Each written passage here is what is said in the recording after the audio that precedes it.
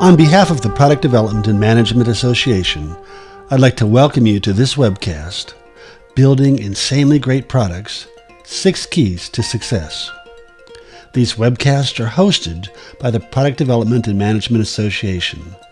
PDMA is the world's largest professional organization for new product development professionals. You can find more information about PDMA at www.pdma.org. I'm Mark Hart, the moderator for today's webcast. I'm a PDMA volunteer and a certified new product development professional. Today's presenter is Dave Fraden. Dave has shaped the development of 75 products at 25 organizations over the past 47 years. Dave has been employed at HP and Apple. He'll be sharing stories from a few of these product development efforts. Dave's book, Building Insanely Great Products, was published in November of 2016.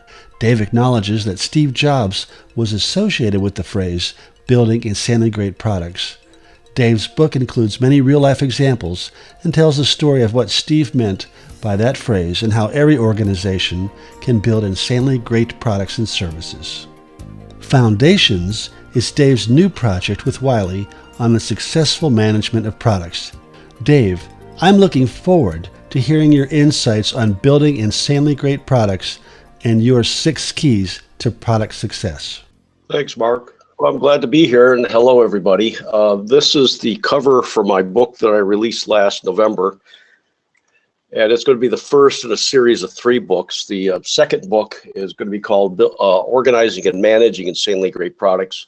It'll discuss in detail the 130 competencies product managers, product marketing managers, people responsible for development of products need to have in order to be successful.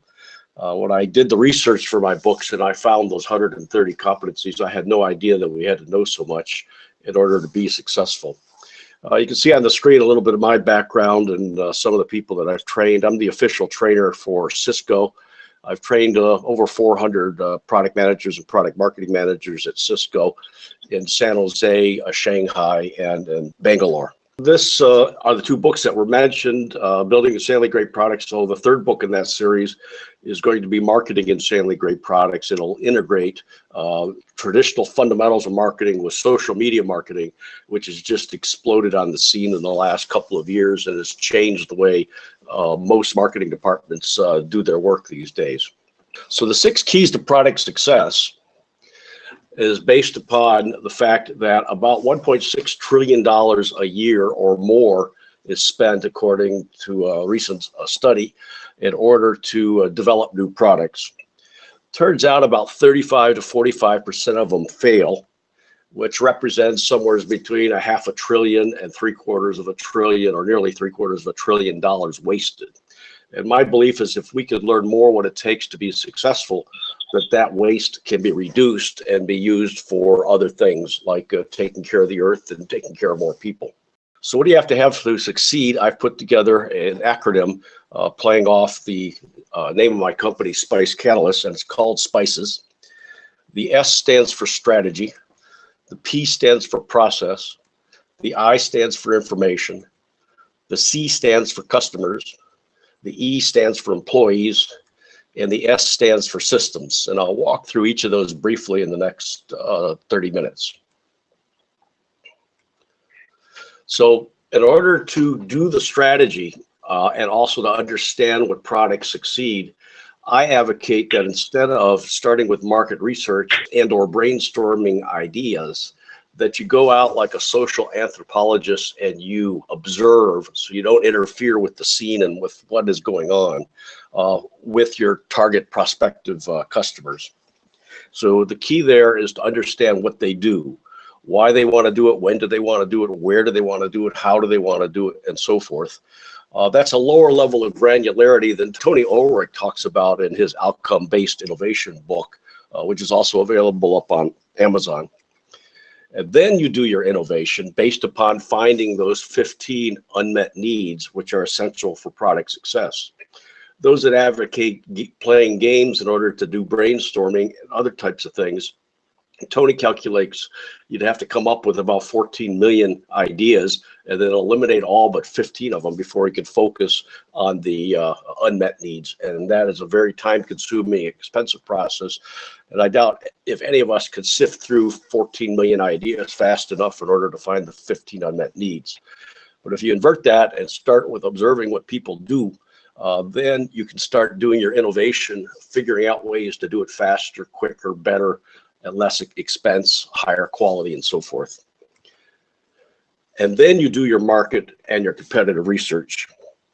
You take that and you write personas for who you're targeting your product to. And I borrowed this idea from the personas that marketing people use in order to figure out how to communicate to their target market. I advocate that engineering needs to have the same personas such that they have in their eye when they're building the product who they are targeting. Then from that information, you can easily write your value proposition. And I think one of the things that I struggled with in my career is trying to start with the value proposition without understanding the problems that the customers are trying to solve. Then you can do your positioning, which I believe is one of the most important things necessary in order to put a stake in the ground. And then from that, you can start picking your target markets and put your roadmap together and your implementation plan.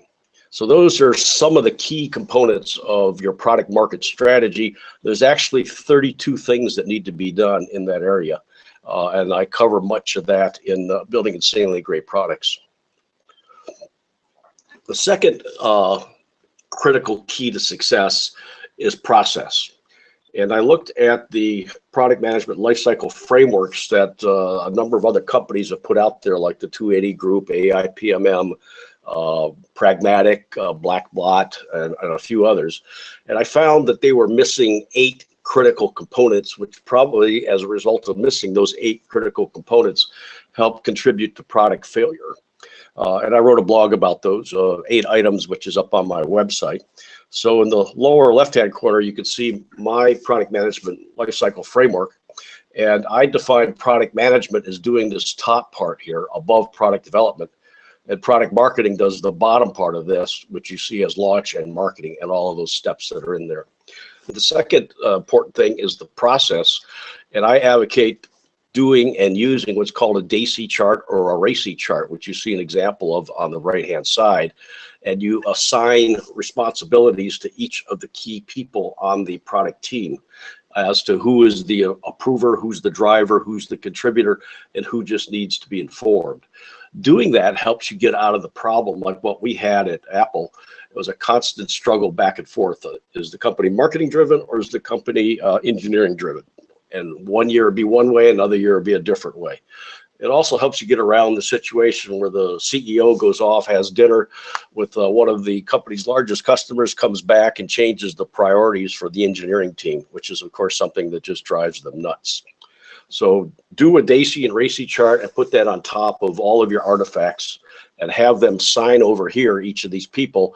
I suggest in blood so they can't change their mind later on. They now were informed and all of a sudden they want to turn into an approver or a driver. So you need a repeatable framework.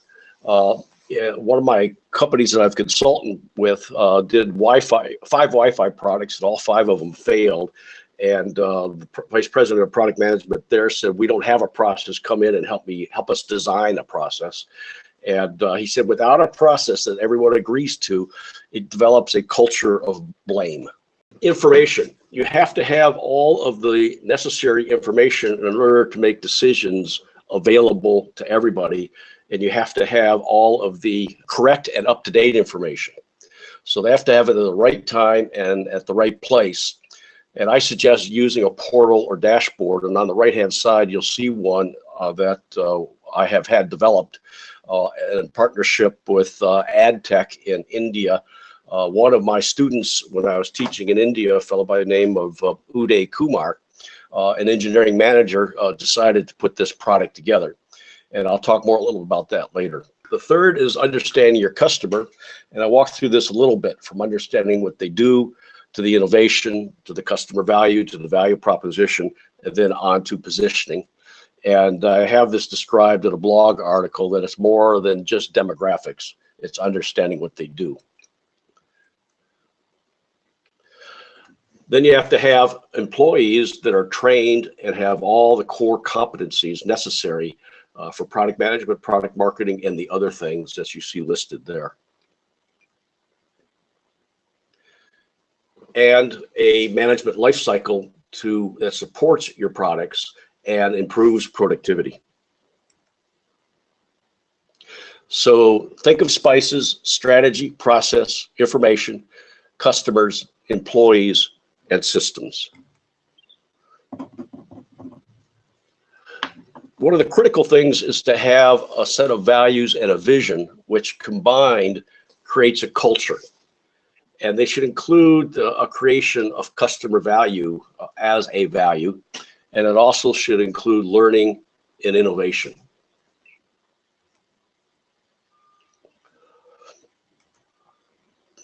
Here's the framework in a little bit more detail and larger. And you notice the arrows. If you try to jump in and start doing value proposition without doing all these things to the left of it, it's virtually impossible to get it done and to do it right.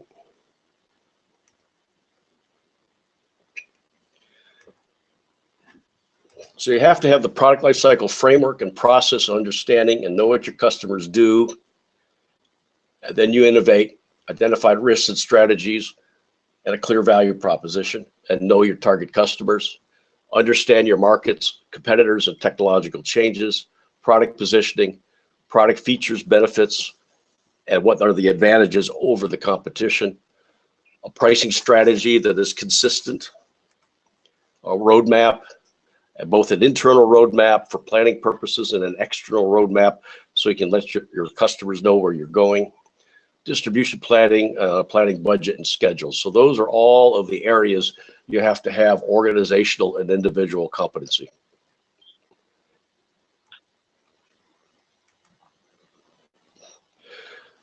So I saw an article in December of 2015 in the New York Times talking about the 200 schools of entrepreneurship throughout the United States.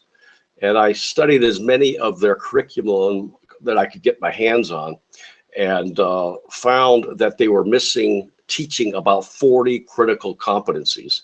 And I wrote a blog about it, and I listed them all out. It's up on my website. So the things that you see to the right of product marketing manager, all of these items here are the things that the product marketing manager needs to have competency in. The ones to the right of product manager, you see to the right, and then the ones for entrepreneur, you see to the right. And you notice it's all the same things as product management and product marketing, but it also includes other things that don't have the little star next to it.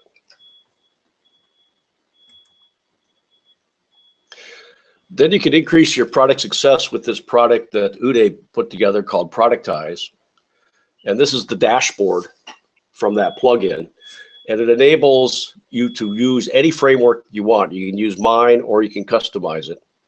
And then it gives you a dashboard, and you can see here that this task is complete and this task is 83% complete, and this task here hasn't been done yet. So it gives you that visibility as to where the product is in its development life cycle. It also provides, as you know, if you're familiar with Jira, each one of these issues can be opened up and you can attach documents to it, Google Docs, Word Docs, spreadsheets, and so forth. And you can always keep it updated, and everybody will know to be playing off exactly the same page. This also enables collaboration because these tasks can be assigned to different people and can be tracked. And lastly, Jira integrates with a number of other systems, and you can provide integration with those other systems. So in closing, let me ask a question. If you could type into the question part of your control panel, what is your role? And here's the answer. First question, what is the best thing about your company?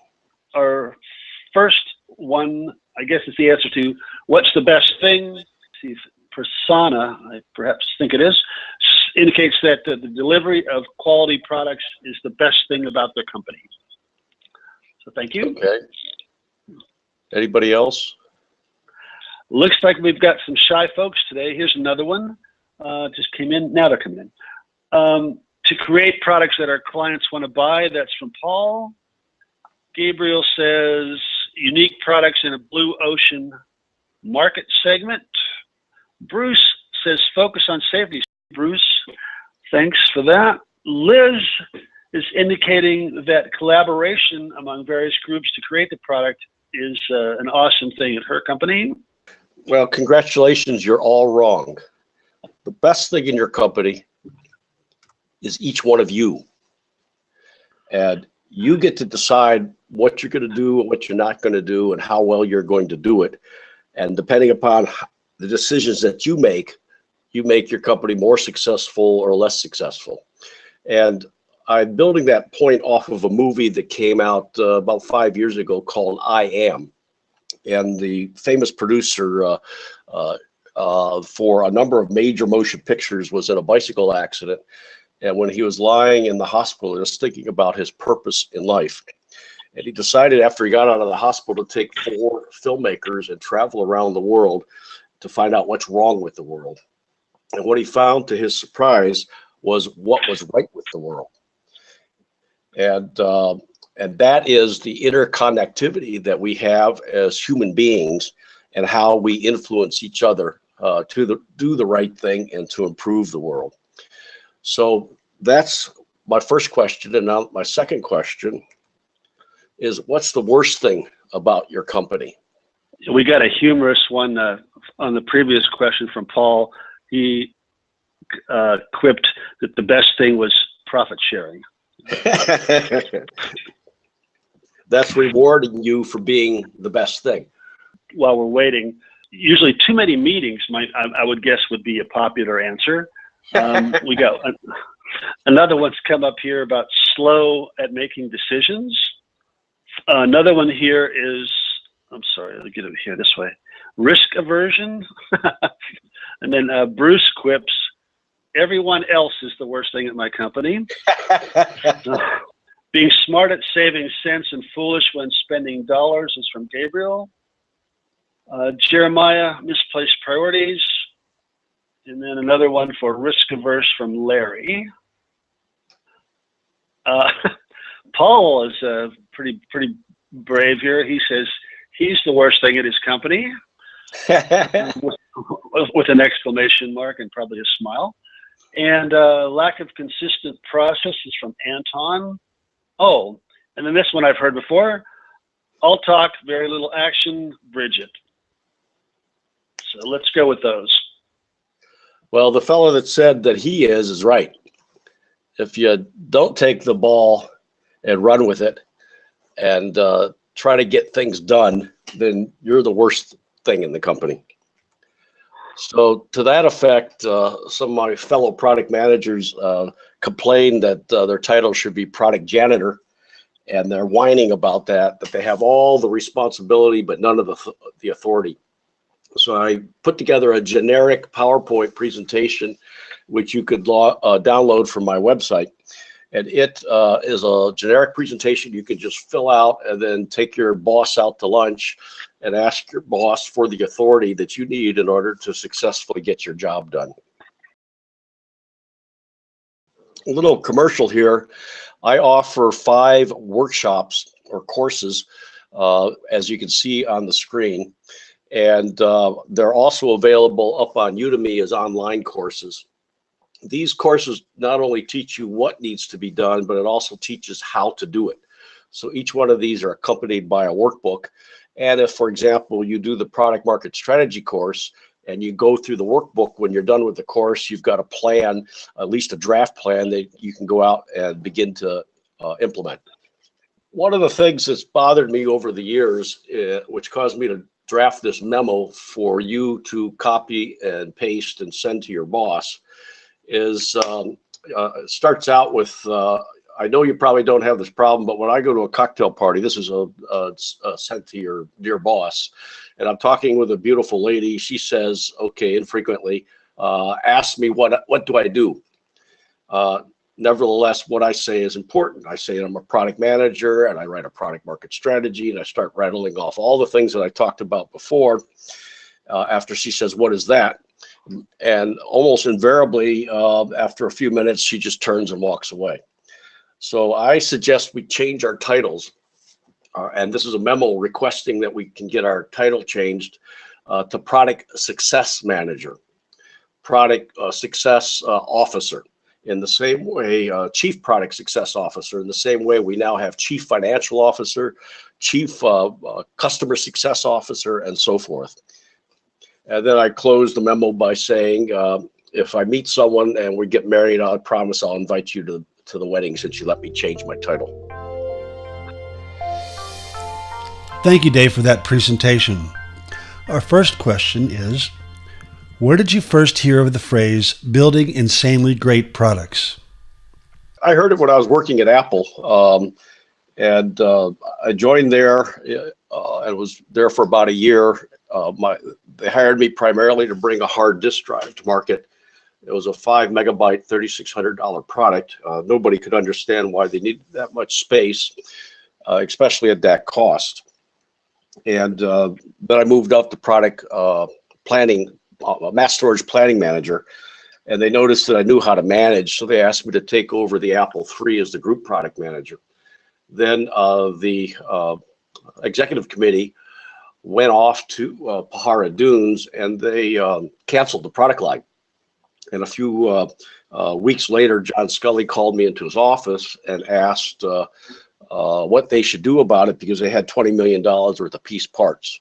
The whole story's in my book, but to make a long story short, he requested and I made a proposal to the executive committee to set the Apple III up as an independent business unit. And he agreed to do that, and we did that. And they didn't want to call it a full-scale division. I was at the same management level as Steve Jobs at the time. And I was representing about a third of the profits of the company at the time. But the rest of the company, due to not understanding who their target personas were and their market segments, couldn't understand why they should support the product. And we went on and sold 23,000 Apple IIIs, generated about $60 million in profit, enough money to keep about 1,000 to 1,500 Apple employees around. And it was during that period of time, and also interacting with IDEO, who designed the mouse, and interacting with Helmont Essinger, who was the Sony design expert that designed Apple products at the time at Steve's instance. And he developed the design language called the Snow White look, which Apple and Jimmy Ives has continued to use to this day. And it was during that period of time that Steve always was talking about building insanely great products. One of the interesting things is, after his third computer failure, Apple III was one, even though we sold 75,000 of them through the history of the product. And it was the third most popular personal computer in the world at the time, after the Apple II and the IBM PC. But the company kept trying to kill it. And then Steve went on and did the Macintosh, and by January of 1985, Mac sales dropped to just 4 units. And that started the contribution to the problem that eventually the board had to push him out of the company. He then went on to do a product called Next, and did a fairly poor job of positioning it in the market. What it really was a mainframe computer that a professor could put on their desk. So he felt pretty bad. And I found in my research that he went off and asked for some advice from Dave Packard as what he ought to do. And I knew Dave because I used to handle his personal PR on behalf of the board at at HP. And it was there that I automated the PR department with word processing, because at that time, it was the only group in the company that knew how to type. So Dave told Steve that it's not enough just to build an insanely great product. You have to build an insanely great company. And that's exactly what Steve did when he came back to Apple. And he brought back Apple's values, which in combination with HP Way values was one of the primary reasons that HP grew 20% a year every year for 50 years. And I can't think of another company in the world that has that kind of a success record. Thanks for conveying the link between the phrase building insanely great products and building an insanely great company. Here's our second question. Does your approach apply to any type of product? For example, does it apply to fast-moving consumer goods? Let me answer that question partially because of the word services. A service, at first the answer is yes, the framework applies to any product and any service. And a service is nothing more than an intangible product, and they all have the same characteristics. They may be priced differently, they may be positioned differently, and so forth, but you still have to have a pricing strategy, you still have to have a positioning statement, etc. And there's an article up on my website and the blog on the comparison of products and services. Will your presentation of the 137 competencies be reserved for your next book? He can look for it in my second book, and it's also going to be in the Foundations book in Volume 1. Our next question relates to the 1.6 trillion in waste. Can you comment on the waste using the SPICE framework? Yeah, it's 1.6 trillion is spent. Waste is about 0.5 trillion to 0.75 trillion. And let me get to the acronym. It happens in the area of not having a strategy. For example, my friend Steve Johnson, who's trained more product managers than I have, when he was at Pragmatic, he said if you had a nickel for all the times a product is about to be introduced and the company comes to him and asks him to help them find customers, he'd be a multimillionaire. And it's because many of the things in the product market strategy is not done. The second, and that's one of the biggest parts. The second reason is the lack of a repeatable, mature process through the life cycle. So the same mistakes are made over and over again. And frequently, the way products are developed and or marketed is the way they did the last one, rather than as you would do in an agile development, you would do a retrospective and look back and fix things and improve your process and achieve greater process maturity. The third thing in terms of information, that the people making the decisions don't have the information that they need in order to get the decision made. One very large company I was consulting with, I went to their market research department and asked for some studies, and they said, well, we can't get those until the new budget comes along about 6 months from there, and then that probably won't be approved for another 6 months, so I can get the information I need in order to make decisions today in about a year. In terms of customers, is not understanding your customer and what they want to do is the major area of failure. In terms of employees, it's believing that the employees are a liability and not training them. Where if you look at the military, for example, when they're not fighting a war, they're constantly training. They're investing in their people. So the companies that don't invest in their people typically lead to failure. And then lastly, not having the tools and systems that effectively help the people responsible for new product development to get their job done. I hope that answers the questions. Yes. It shows how your framework directs someone's thought process to understand the potential origins of waste. When I read your book, I saw the names that many may associate with important times at Apple. One of those names is Guy Kawasaki. Can you comment? Yeah, since I was responsible for the end of life of the Apple III,